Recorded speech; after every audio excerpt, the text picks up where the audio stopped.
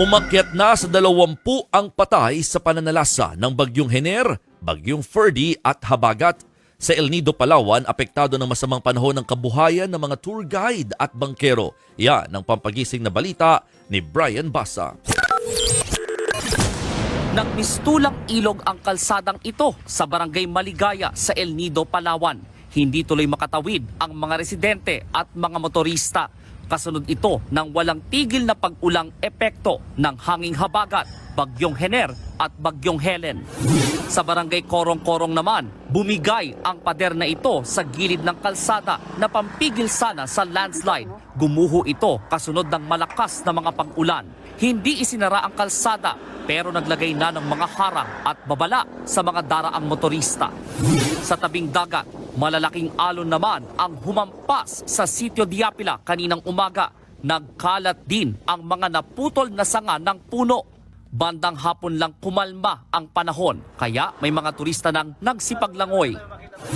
Patok sa El Nido ang island hopping, pero dahil sa habagat na pinalalakas ng bagyo, wala munang pwedeng maglayag. Kaya ang dagat, ginawa munang parking lot ng mga bangka at kasama nitong nakahinto ang hanap buhay ng ilang mga lokal.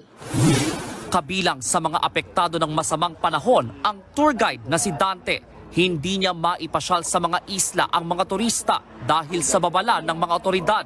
Kaya umextra muna siya sa construction. Okay lang po, basta kumikita kami, mayroong makabili lang kami ng pagkain, sapat na. Survivor po talaga kasi ganun talaga, kailangan kumapit sa kahit mababa ang sweldo.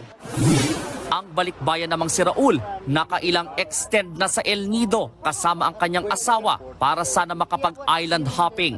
Umaasa silang matutuloy na ang kanilang pamamasyal bukas bago sila Sapat na. balik sa Amerika.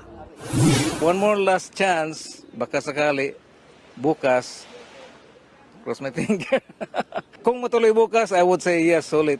Kung hindi, parang frustrated. Ayon sa Tourism Office ng El Nido, aabot na sa higit 3 milyong piso ang lugi sa kanilang turismo dahil sa masamang panahon. Mag-iisang linggo na raw na ipinagbawal ang sea travel. Kaya pasakit ito sa mga bangkero at tour guide. Hihilingin daw nila sa lokal na pamahalaan na mabigyan ng ayuda ang mga apektadong manggagawa. Yung low season, it's something that our tourism enterprises, I believe, are prepared. And then yung cancellations, familiar din kami dyan. It's not new. But the thing is, yung sobrang haba niya, doon kami nahihirapan. Sa huling tala naman ng National Disaster Risk Reduction and Management Council o NDRRMC, umakyat na sa 20 ang patay sa pananalasa ng Bagyong Ferdy, Hener at Habagat sa buong bansa. 12 naman ang sugatan, habang 14 ang nawawala.